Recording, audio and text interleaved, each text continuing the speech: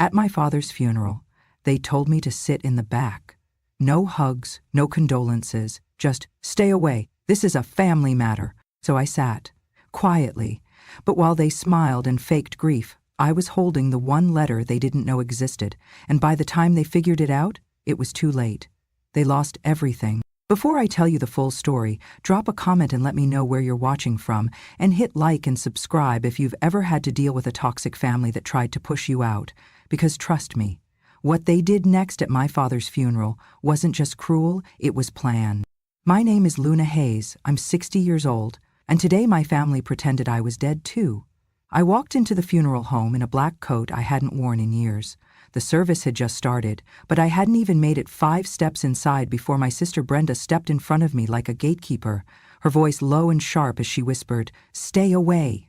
This is a family matter." I stood there, staring at her for a second, waiting for some kind of smirk or joke, but she wasn't kidding. Mark, my brother, stood beside her with his hands in his pockets, refusing to meet my eyes. I nodded without a word. What else was I supposed to do? I slipped past them and took a seat in the very back corner, behind a tall man who blocked most of my view. That was fine. I wasn't there to be seen. The chapel was filled with familiar faces, neighbors, old co-workers, people who used to stop by our house when we were still a family. But not one of them looked my way. The casket at the front was dark wood, polished like a museum piece, with lilies placed neatly on top. Lilies. My father hated lilies. They gave him migraines. But clearly no one remembered that except me. Tessa, my daughter, sat 3 rows from the front next to Brenda's oldest. She looked beautiful, grown, serious, detached. She didn't look back once. Not when I walked in, not during the service, not even when the pastor started listing Henry Hayes's children and skipped right over my name. I watched her from behind, trying to convince myself that maybe she didn't see me. Maybe she just didn't know I was there. But deep down, I knew better. It wasn't a mistake, it was a choice. The pastor droned on about my father's loyalty, his discipline, his values, words that sounded like compliments if you didn't grow up in his house. If you did, you heard the parts they left out. His silence, his rules, the way he could shatter a room with one sentence. I sat still, fists clenched in my coat pockets, forcing myself not to cry. Not because I wasn't sad, but because crying would have made me look weak, and I'd spent too many years learning how not to be. After the service, people moved into the reception hall where they served dry cookies and instant coffee. I poured myself a cup and stood near the back, looking at the photo board they'd set up. Pictures of him with Brenda's kids, fishing with Mark, laughing at holidays. Not a single photo of me, not even from childhood. I searched harder, thinking maybe I missed something, but I hadn't. They erased me like I'd never been part of the story. I was getting ready to leave when someone tapped me on the arm. I turned around and saw an older man I didn't recognize. Tall, wiry, maybe in his 70s, with a soft voice and a navy pin on his coat. "Luna Hayes?" he asked. I nodded slowly. He held out a small envelope. "Your father asked me to give you this. He was very clear, no one else." I blinked. "Sorry, do I know you?" "Holiday people he could come." "Down Whittaker," he said. "We served together a long time ago." He didn't have many people he trusted, but he trusted you. Before I could say anything else, he turned and walked away, disappearing into the crowd like he hadn't just flipped my entire day upside down. I didn't open the envelope in the church. I waited until I got to my car, parked 2 blocks away, heat blasting while my hands shook. The letter inside was short, written in my father's blocky handwriting. No greeting, no warmth, just facts. "Luna, this family will shut you out. I've done what I could to make it right. Go to First Federal Bank on 8th, ask for Box 19. Trust only Dawn. Keep this quiet." That was it. No love, no apologies. But it was more than I'd gotten from him in decades. And it meant something, because even though he hadn't said it out loud, he'd chosen me. Not them, me. I stared out the windshield at the stained glass windows of the chapel and whispered to myself, "You wanted me gone." But he didn't. And you're not ready for what's coming. I didn't sleep that night. I just sat at the kitchen table, staring at the letter like it might change if I read it one more time. Every word on that page was my father's voice. Cold, distant, practical, but this time it was pointed directly at me. He hadn't spoken to me face to face in over a decade, but here he was, giving me instructions like no time had passed. I thought about calling Tessa, even just to say something small, like "Did you make it home okay?" But I didn't. What would I even say if she picked up? That her grandfather, the same man who had ignored me most of my life, suddenly trusted me with something important? She wouldn't believe it. Hell, I barely did. By morning, I was still sitting at the table in the same clothes, holding the envelope like it might vanish. I finally got up, washed my face, changed into jeans and a sweater, and grabbed my keys. I didn't want to go. I didn't trust any of it, but I also couldn't let it go, not when my gut was screaming that whatever was inside that box was going to change everything. The First Federal Bank on 8th looked exactly the same as I remembered. Green awnings, brass door handles, the kind of place that still smelled faintly like cigarette smoke from the 1980s.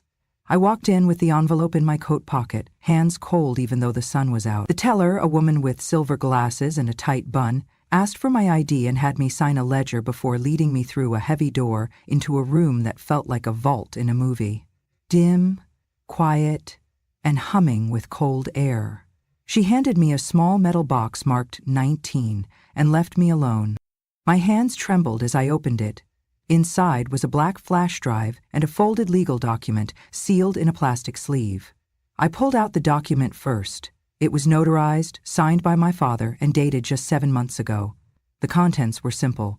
He was transferring a parcel of land, listed only by number, not address, to me and no one else. Not Brenda, not Mark, just me. The wording was clear, and at the bottom was a hand-scrawled note: "Do not let them get this." I held it like it was glass. My father had actually done something intentional, specific, and secret for me. After all the years of silence, of looking the other way while the rest of the family cut me out, he'd left me something. I didn't even know what parcel this referred to, but I knew this was big, the kind of thing Brenda and Mark would lose their minds over.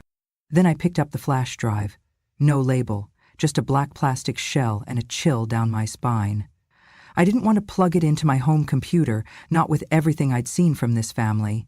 I needed an old laptop, something clean, disconnected. But before I could leave, I heard the front door to the vault open. I quickly tucked the items back into the box, closed it, and placed it back into the slot. My heart was hammering so loud I couldn't hear anything else. A voice drifted in, familiar, too familiar. "I told you she'd come here." It was Mark. I didn't wait. I cracked the door, slipped out, and moved quickly down the hall, back toward the front. I passed a manager who nodded politely, and I forced myself to smile, like I hadn't just heard my brother's voice behind me. I made it to the parking lot, got in my car, and sat there shaking. How the hell did he know? I drove straight to a local tech repair shop and bought a second-hand laptop in cash. Something basic and old but clean. I didn't go home.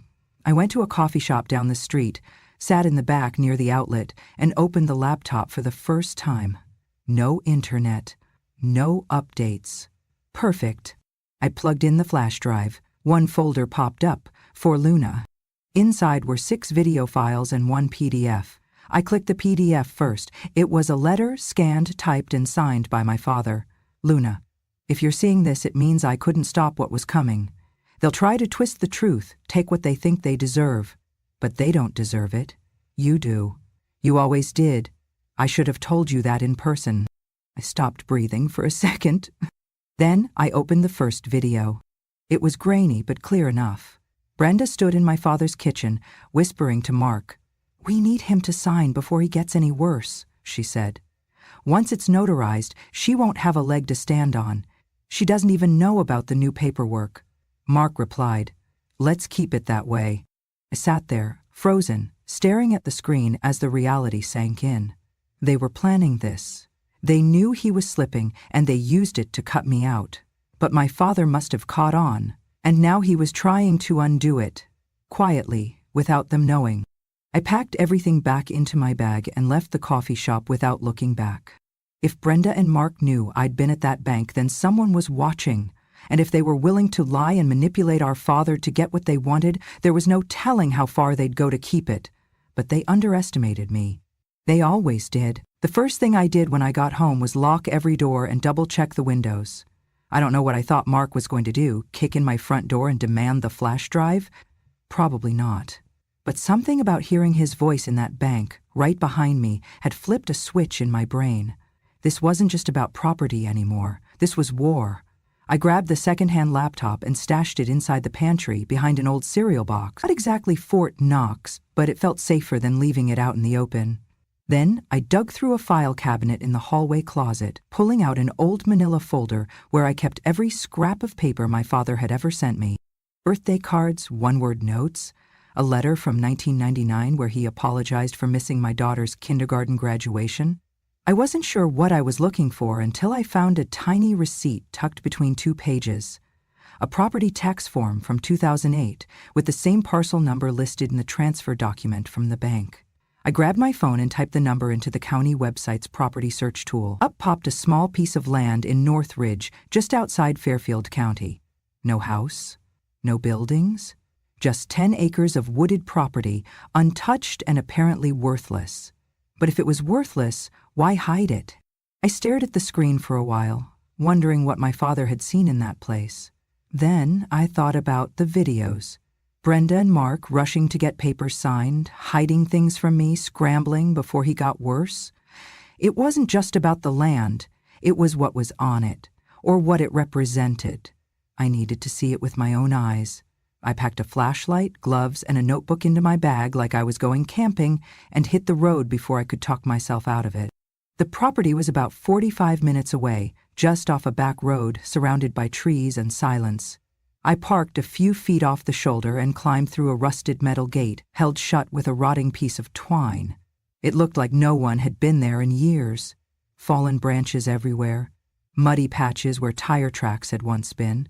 I followed the trail up a small incline until I reached the edge of a clearing. There, almost hidden under a massive pine, was what looked like the remains of a shed. Collapsed roof, broken slats, and moss growing up one side. I stepped inside carefully, my boots crunching over broken glass and leaves. In the far corner, I spotted a square patch of dirt that looked different, too clean, like someone had been here recently. I crouched down and brushed the top layer away. My fingers hit something solid, metal. I dug a little more and uncovered a small lockbox, old, rusted, but still sealed shut. No key, no markings.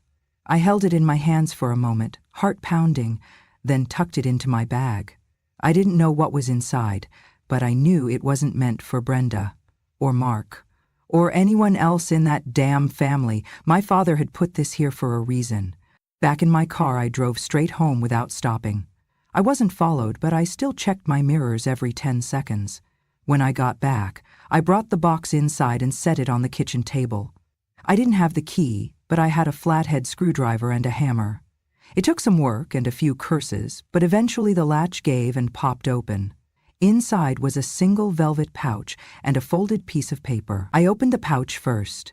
Inside was a gold pocket watch, my grandfather's, the one I thought had been lost decades ago.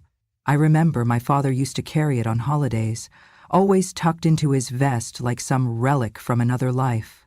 But here it was, pristine, ticking softly. Then I opened the note. My father's handwriting again.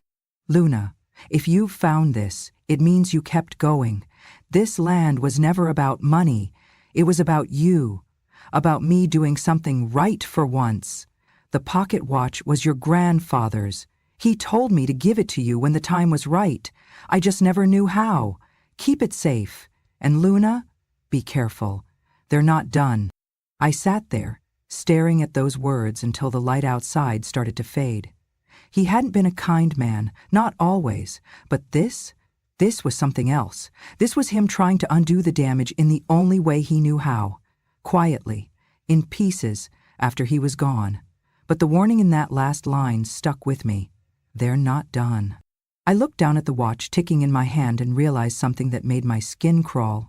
He wasn't talking about time, he was talking about them. The next morning started too quiet. The kind of silence that doesn't feel peaceful. It feels off. I hadn't slept much, just laid in bed staring at the ceiling, the pocket watch still ticking on my nightstand like a reminder I couldn't ignore. I kept going over everything in my head. The videos, the hidden land, the watch, and especially that last line. They're not done. He knew them. He raised them. He knew what they were capable of. I thought about Brenda's voice in that kitchen video, the way she said, "Get it signed before he slips," like they were racing against the clock, and not because they cared about his well-being. And now that I had something they wanted, proof, inheritance, even just the truth, I knew they wouldn't stay quiet for long. I made coffee, sat at the kitchen table, and opened the laptop. I re-watched the first video, then the second. This one had Mark pacing in the backyard, phone pressed to his ear. "She won't come back," he said. "She knows she's out, just leave it.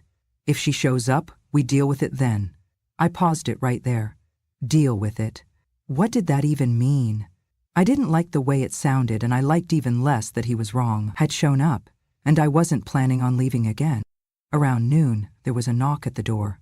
Not loud, not rushed.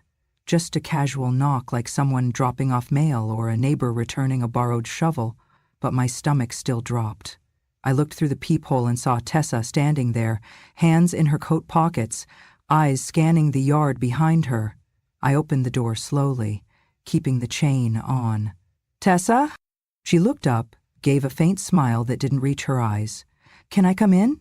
I hesitated, then closed the door, unhooked the chain, and opened it again. She stepped in without saying another word, her eyes sweeping across the room like she was cataloging what had changed since the last time she was here. She stopped near the kitchen and leaned against the counter. "You okay?" she asked finally. I nodded. "I'm fine. Why?" She shrugged. You left the service so fast, and Brenda's been calling me non-stop asking if I've talked to you." That didn't surprise me, but it made my chest tighten. "Well, you can tell her I'm still breathing." Tessa let out a quiet laugh, then looked down. "She's been saying some things. About you showing up at the bank, about documents." I kept my face blank. "Is that why you're here? To see if I'm holding something you can bring back to them?" She looked up quickly. "No, God, no. I just wanted to hear it from you. I don't even know what's going on. Brenda's being Brenda. Controlling, weird. She keeps talking, like there's a plan, but no one's telling me what the hell is happening." I studied her.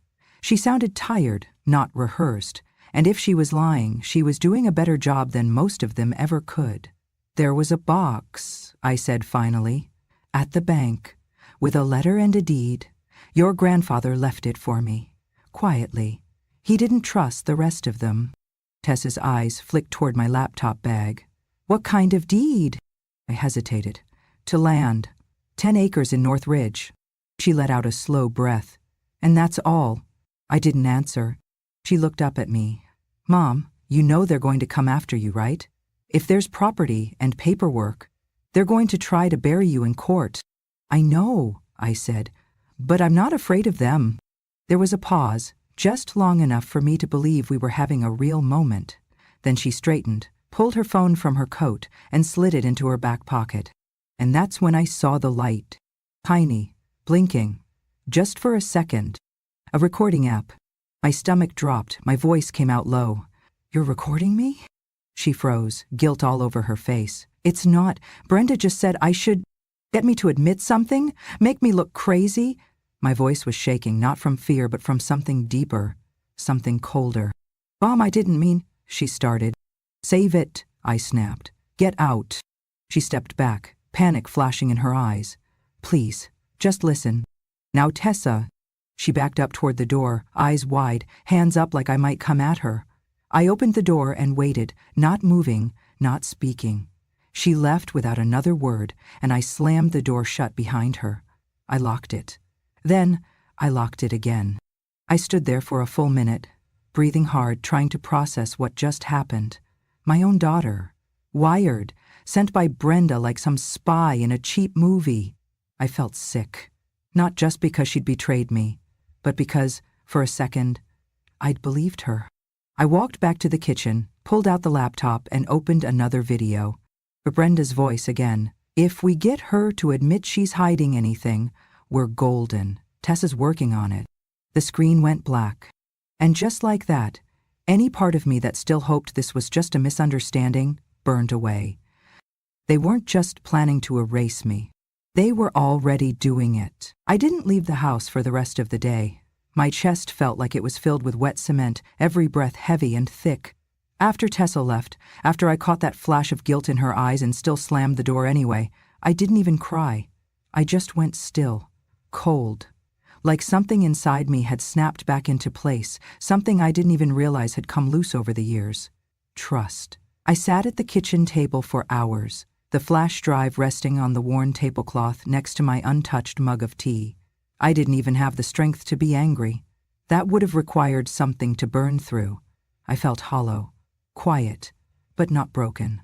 Eventually, I powered on the second-hand laptop again.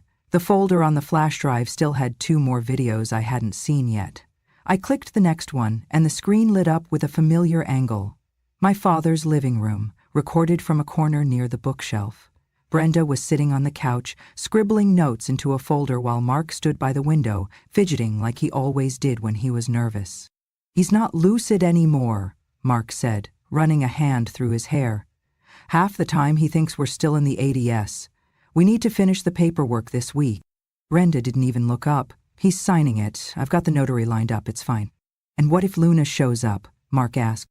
"She won't," Brenda replied. "Tessa's gonna feel her out. If there's anything to dig up, we'll know." I paused the video and closed my eyes. It wasn't just about freezing me out. They were actively planning to weaponize Tessa against me, my daughter, my blood. And all over what? Land? Money? Control? I opened the last file. This time it was my father, alone. Slouched in the recliner, gray and thin but alert. He looked directly into the lens, his eyes sharp in a way I hadn't seen since I was a teenager. His voice was low, raspy. "If you're watching this, Luna, then you figured it out. Or maybe you didn't. But either way, I couldn't let them have everything. I didn't fix things between us the way I should have. I let too many years pass. But I saw who they became, and I saw what you became too. Strong, stubborn, just like your mother. That land was supposed to be yours. I kept it out of the estate, so they couldn't touch it. I kept it out of the will. I knew they'd tear each other apart, but I didn't want them tearing you down with them. Don't trust them, Luna. Don't give them anything, not even a phone call." I watched it twice, then a third time. My throat clenched at the way he said my name. He hadn't said it with warmth, but he said it with weight, with purpose, and that meant more than any apology he never gave. I copied the videos to a second drive and hid it inside a Ziploc bag under a floorboard in my bedroom closet. Then I erased the originals from the flash drive. Whatever came next, I had to be smart, careful. I couldn't afford to lose the only proof I had. Around sunset, I stepped out to check the mailbox. Just habit. I didn't expect anything. But inside was a plain white envelope. No return address. My stomach turned as I opened it right there on the porch. Inside was a single sheet of paper, typed. "Stop digging, or the truth won't be the only thing buried." No signature, no clues, just a threat. I looked around, scanning the street. It was quiet, normal, but it suddenly felt like the walls were closing in. I went back inside, bolted the door, and drew every blind in the house. They knew I had something, or they suspected. Either way, the pressure was on. I sat at the table again, opened a fresh notebook, and started writing everything down. Dates, times, who said what in the videos, when I got the letter, when Tessa came over. I wasn't going to rely on memory anymore. I was building a timeline, a record. If they wanted a war, they were going to get one. But this time, I was going to come prepared. The next morning started with silence again, but this time it wasn't peaceful. It was suffocating. I hadn't slept. I spent the whole night flipping through that notebook, adding details, piecing together timelines like I was prepping for trial. I couldn't stop thinking about that anonymous note.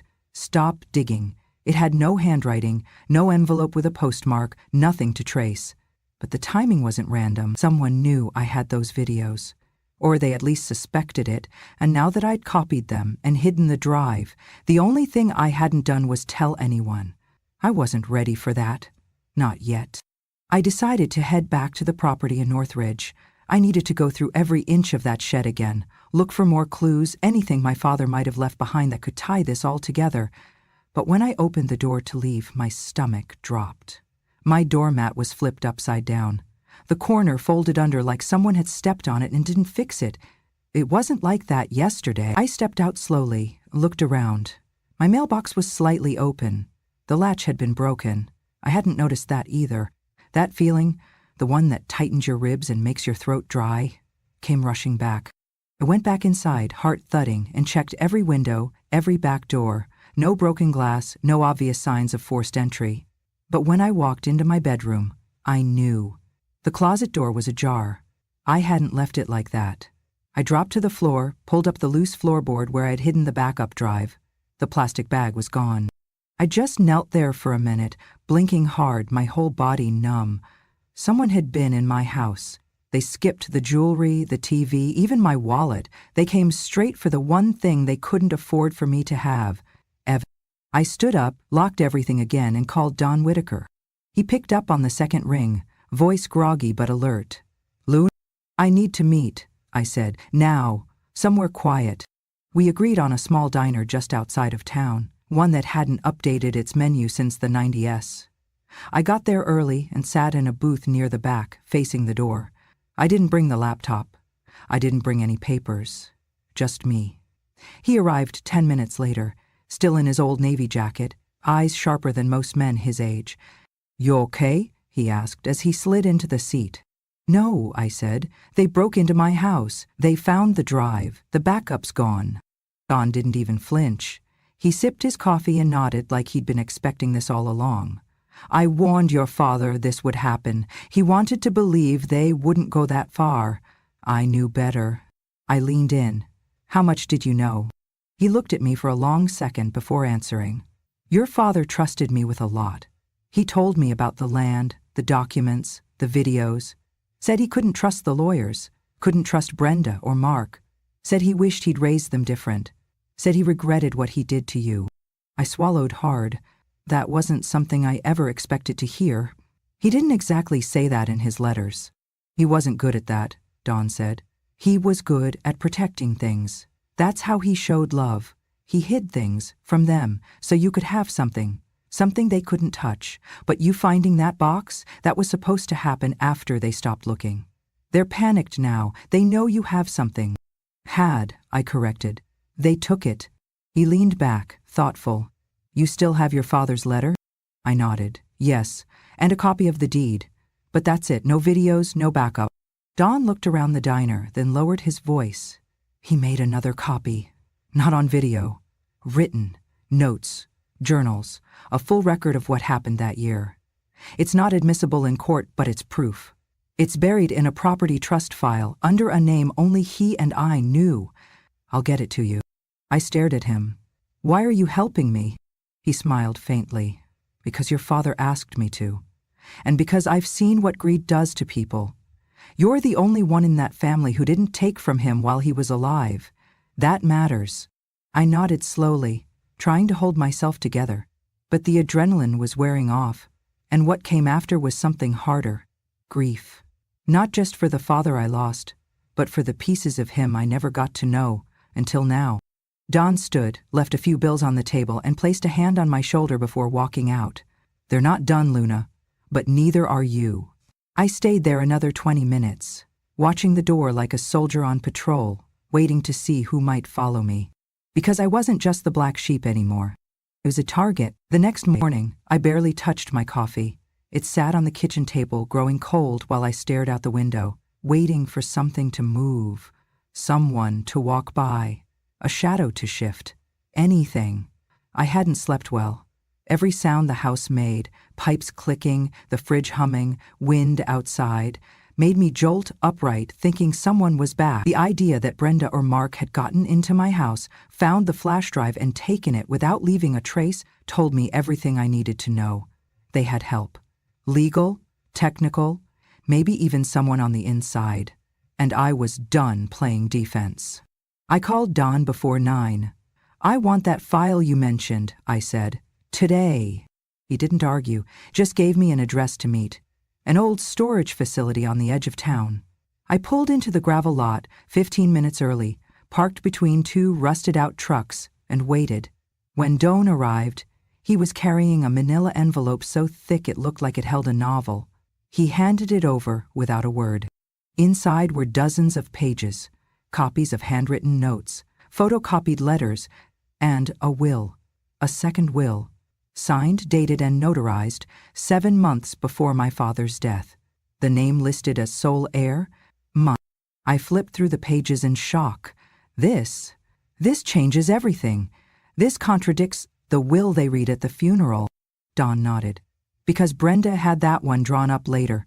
She told the lawyer your father was slipping, claimed he asked to make changes, even produced a witness, some friend of Mark's. But this one's real. I was there when he signed it. I stared at the pages, trying to slow my breathing. So, what do I do now? Just hand this over to a lawyer and watch them scream? He shook his head. No. You make copies first. You get it certified, you protect yourself. Because the second they find out you have this, they'll stop being subtle. I took it home and did exactly that.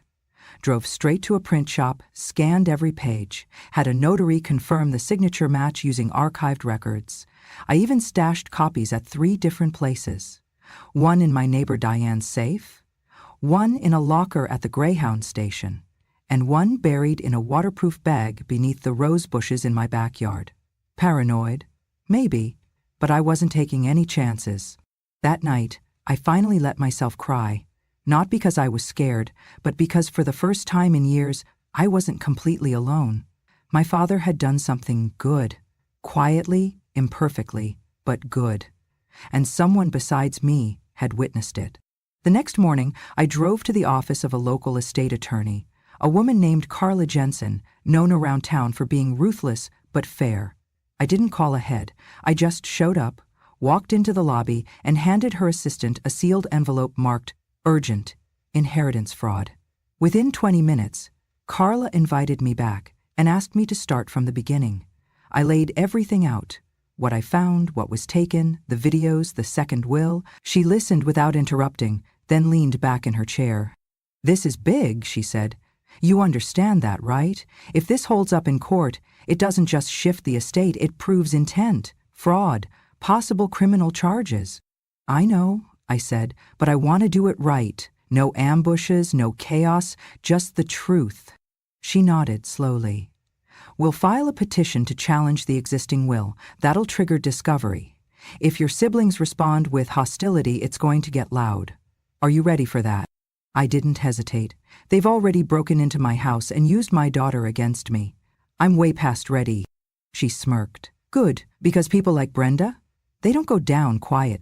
When I left her office, the air outside felt different. Clearer somehow, like for the first time in this entire mess, I wasn't just reacting, I was taking control. I had the will, I had the documentation, I had a lawyer who believed me, and most importantly, I had nothing left to lose. But as I pulled into my driveway, I noticed something that made my stomach flip. My garbage can, which I'd left out by the curb that morning, was back beside the house. I hadn't moved it. No one should have touched it. I got out slowly, keys clutched between my fingers like makeshift brass knuckles, and walked around the side of the house. The back gate was ajar, my tool shed door open just an inch. I didn't go inside. I just stood there, heart hammering, because I knew what this meant. Or they knew. And now that I had the will, they weren't going to wait quietly for the court date. I didn't sleep that night. Every creak in the floorboard sounded louder than it should have. Every rustle outside made me freeze. I sat in the living room with a baseball bat across my lap like it was 1983 and I was alone in a bad neighborhood, not a woman in her own home, just trying to protect the one thing left that hadn't been stolen from her, truth. After what I found in the shed, I didn't go looking for signs of forced entry. I already knew what had happened. They were watching. Maybe not every minute, maybe not even today, but someone had been here. They knew about the second will now, and that meant everything was about to accelerate. The next morning, Carla called. We've filed the petition, she said, but the court's going to need something else. Someone to confirm the authenticity of that original will. The notary or drafting attorney. Anyone who can speak to your father's intentions. That was the problem. The name on the original will was Walter Grimm, a semi-retired estate lawyer who used to handle small-town trust cases. I remembered him from years ago. Quiet, balding, always looked half asleep, but he got things done. Carla had already tried calling his old office. Number disconnected, no online listings. Nothing. "I'll find him," I said. "Don't worry. You've got about 10 days before this goes to hearing. We need someone, Luna." I didn't hesitate. I knew where to start. I drove to Walter's last known office, tucked into a half-empty strip mall that now housed a vape shop and a nail salon. The sign for Grimm and Associates was still up, but the windows were dark. I knocked anyway. Nothing. I went next door and asked the girl behind the vape counter if she remembered him. She looked about 20 and bored out of her mind, but she perked up at the name. "Oh, yeah. Old guy, right? Moved to Florida last year. His daughter packed up everything one weekend, left a forwarding address on the back door, I think." She was right. On the peeling back panel of the low office, a faded sticker read, "Property transfer, Grimm to Keller, 142W Main, Apt 3A. It wasn't Florida. It was local. I drove straight there. The building was old but clean, with tiny mailboxes and a worn-out stairwell. I knocked on 3A, not expecting much. A woman in her late 20s opened the door, cautious but polite. "Yes?" "I'm looking for Walter Grimm," I said. "I'm told he might retired recently." She hesitated. "He's my father, but he's not practicing anymore. He's not well." I paused. "I don't need him to take a case. I just need to talk to him about something he signed. A will. My father's will." She looked me over, then opened the door wider. "Come in." The apartment was small, filled with books, dusty furniture, and the faint smell of peppermint tea. Walter sat in a recliner by the window, thinner than I remembered, eyes glassy but present. He looked up slowly, then blinked. "Luna Hayes," he said, not a question, a memory. My heart caught. "You remember me?" He nodded. "Your father was a proud man, hard to like, but he trusted you." I sat across from him and pulled out a copy of the second will. "You signed this with him 7 months ago." He took it in shaking hands, studied it closely, then nodded again. "He came to me quietly, said he didn't want the rest of them to know, told me everything they were trying to do. I signed it myself, no assistant, just him and me." "Would you be willing to say that in court?" His daughter stepped in, hesitant. "He's not well enough to testify, but he can give a recorded statement. And I still have his journal. He kept notes about every client meeting." She disappeared into the back and returned with a slim, leather-bound book. She opened to a page marked H. Hayes, March 12, and handed it to me. It detailed everything: how Henry had changed the will, why he'd left the land to me, how he feared what Brenda and Mark were planning. It wasn't just record-keeping. It was a confession, and it was more than enough. I thanked them both and promised I'd keep them out of any spotlight unless absolutely necessary. As I left, Walter called out one last time. "Your father said something before he left that day," he said, voice raspy. He said, "I wasn't good at love, but I was good at protecting. I hope she understands the difference." I stood there in the hallway trying to breathe through the lump in my throat. I did understand.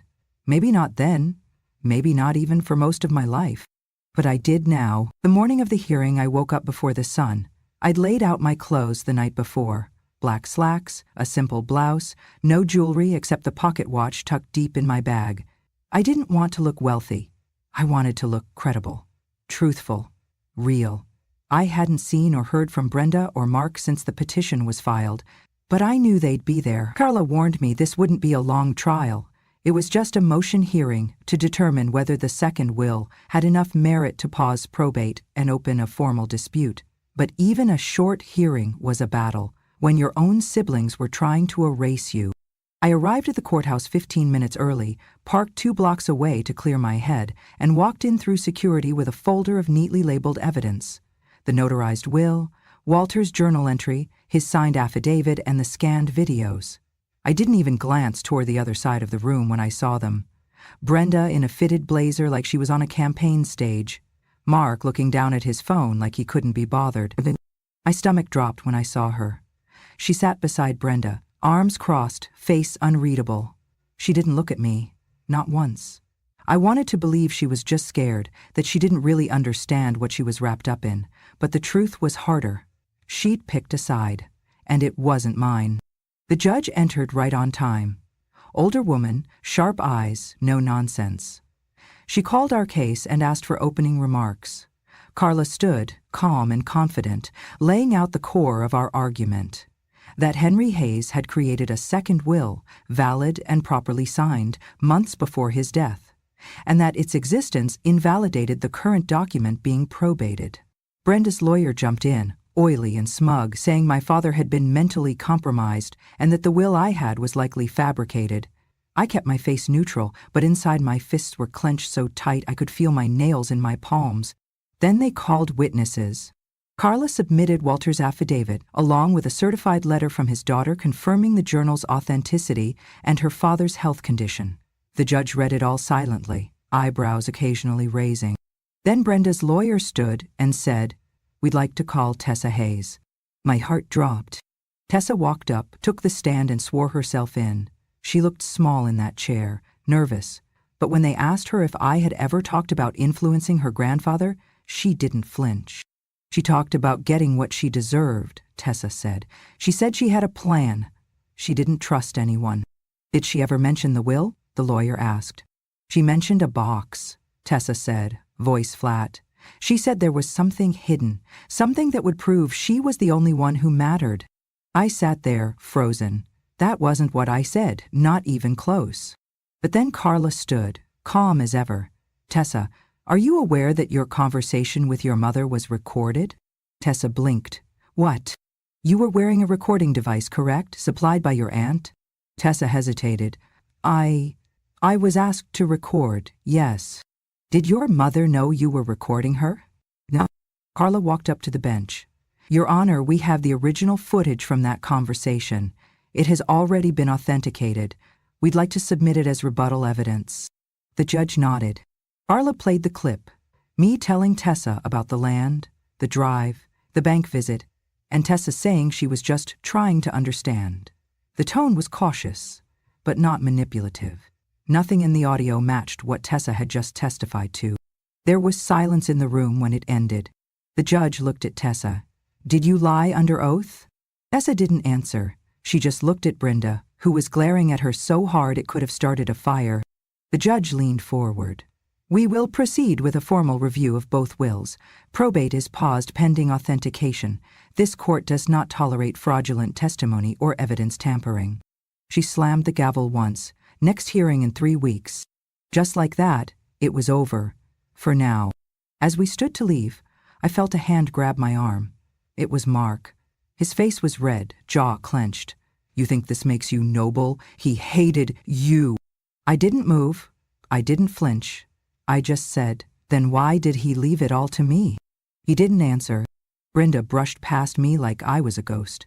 Tessa looked like she might cry, but she turned away before I could say a word. Outside the courthouse, Carla lit a cigarette and handed me a copy of the court record.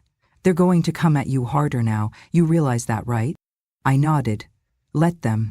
Because they had lied, they had manipulated, they had even used my own child to try and destroy me.